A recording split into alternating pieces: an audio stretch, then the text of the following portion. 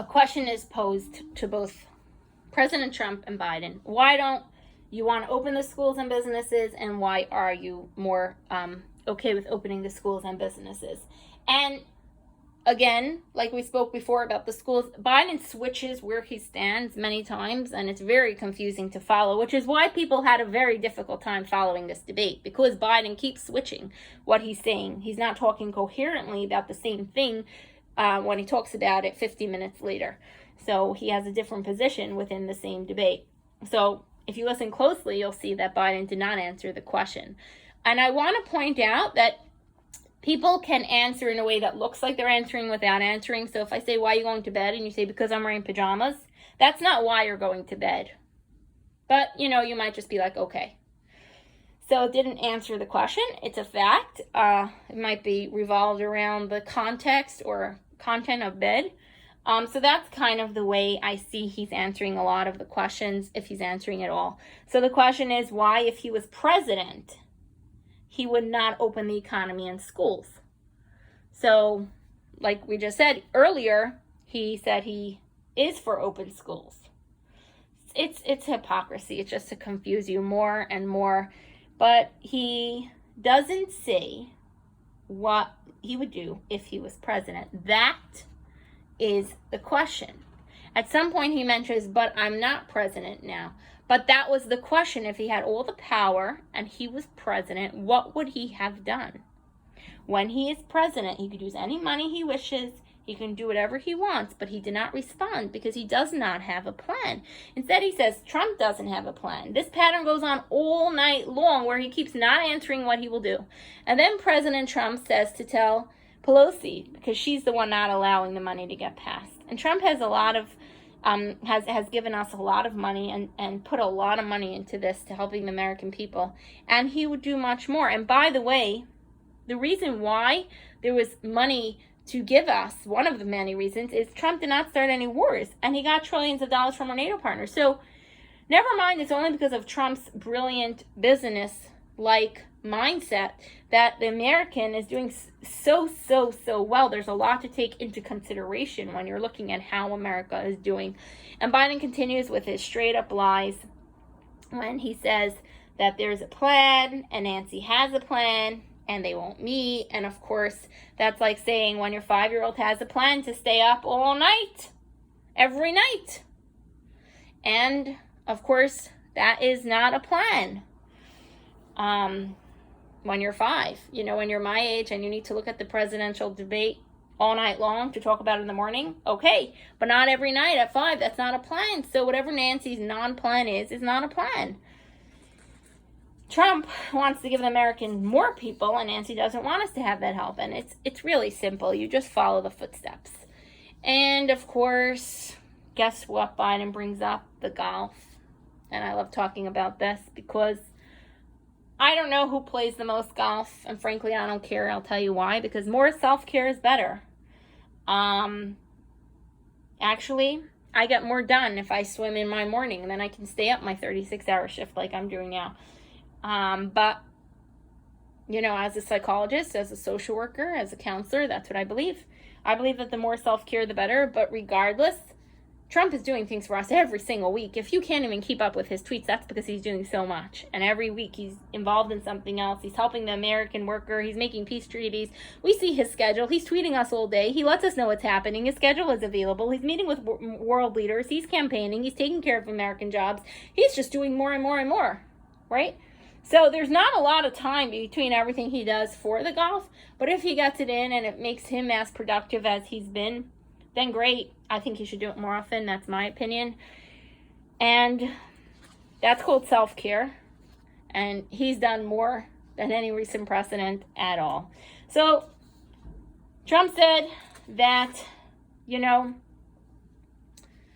wanted to shut the country. It was a very hard decision, and he had to shut it.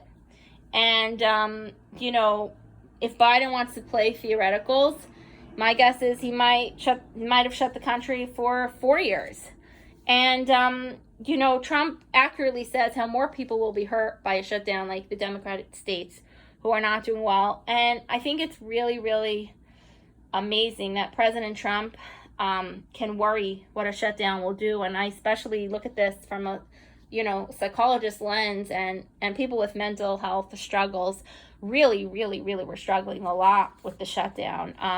And then Wallace asks the question that a reporter asks Kaylee.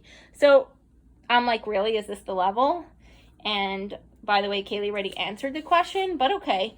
So Trump won the line here when they talked about the masks and that everyone present already took a test and everyone's safe and he wears a mask when needed, and he just shut that down. That was just a win right there. And then Biden just acts like Biden, but Chris decides to help him again. He starts answering about business. And I don't know if you caught that, and Chris says, but I was asking you about masks. So Biden says that masks matter, and okay, that's great. So Trump sticks in that there were times that people said that masks didn't matter, and Biden said that nobody said that, but I don't know where he was when the people were saying that in the beginning. Maybe he was still in his basement. And okay, he says no, seriously, there's not a legitimate person that would say this. So for him to say that Dr. Fauci is not a legitimate person is really unbelievable. Anyways, then they go into the President Trump rallies that are outside, and we'll try to finish this up in either this clip or the next clip. There's just been so much. And Trump says that no one would show up by Biden's rallies, but I also seem to remember that there were lots and lots of peaceful protesters and riots allowed, as many people as wanted. So I'm not sure why the discussion was more on the rallies. But Trump says it like it is. There were no spikes that were seen. So this is a line that's a win for Trump. Biden never answered the original question, why he chose to do smaller rallies.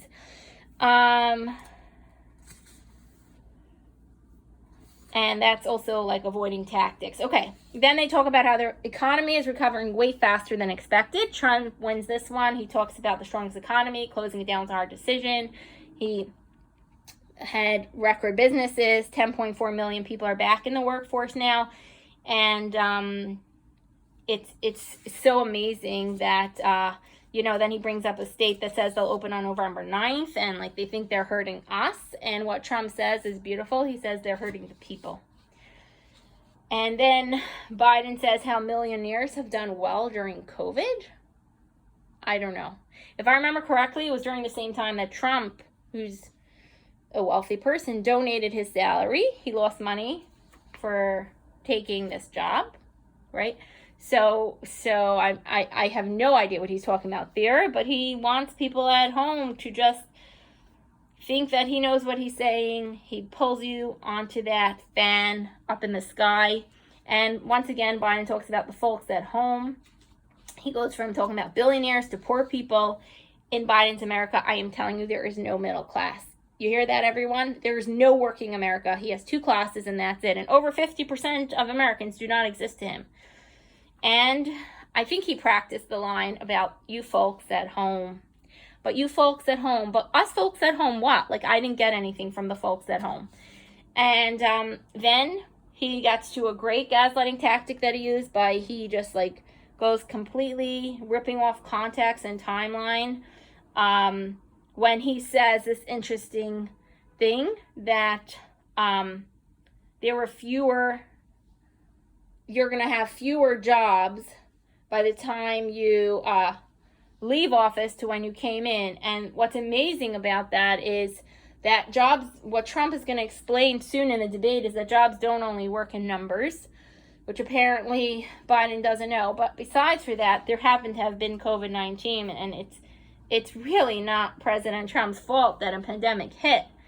And if it was Biden's America, then there would be no jobs in America right now. And then he says people in the front line lost their jobs. I had no idea what he's talking about. So earlier he said to open up the country, and then he says not to, and then to, and not to. So the hypocrisy is just amazing. And then you guess the next sentence, he says, now why aren't the schools open? Because before he was talking about not opening them yet, So he just keeps flipping. This is all to continue to confuse you. And then he talks about how Trump did not help any businesses, but if they had nothing to help businesses, Biden, what was the PPP? I'm not even going to tell you what it stands for. You're going to have to try to figure it out. And then it's very interesting because I would like to ask Chris Wallace if he read the whole report on the federal income tax.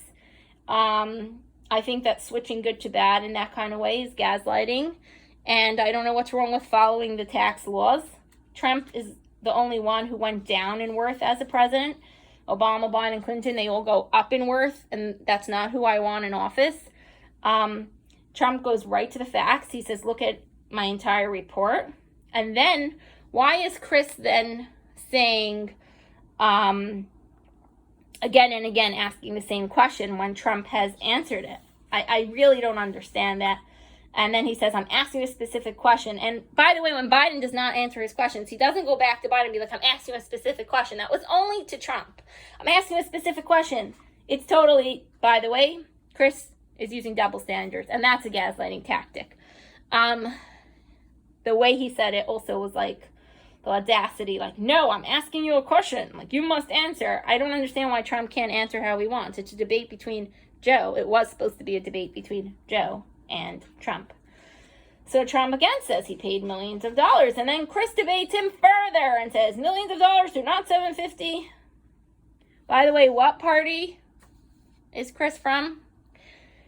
So anyway, then Biden is gaslighting you further, and he says that Trump is smart, so he can take advantage of the tax code. Now, you realize the word advantage has two meanings. It can mean, here's a job, you can take advantage of this opportunity, of this job. It's positive, but it also has a negative connotation. And then Biden says something remarkable. He says he will eliminate the Trump tax cuts. So here we have over 50% of Americans that I would fall into the category of, and he's going to raise our taxes of the middle class, and he does not even see us that we're part of America. Wow. And then he says he'll invest in the people. I don't even know what that's supposed to mean, because he's like, Trump says you've been in office the last 47 years. But he says, because you were president. So was Trump president for 47 years? As far as I recall, you actually were in the office with Obama, Biden. Remember that, Joe? Again, this is all gaslighting tactics. And then I love what Trump says. He gets back to facts, and he says, I've been done more in 47 months than you've done in 47 years. We fixed the broken economy. And Biden's going to give you $4 trillion in new taxes. He's going to increase in taxes. He's going to hurt the economy. And Trump created jobs, and he created jobs that are worth something in America. Then Biden says, buy in America. Very interesting. That is Trump's motto. So you take something from the other side and you use it. That is a gaslighting tactic. And then Chris says, by the way, we're talking about taxes, Biden. So he says he'll eliminate taxes.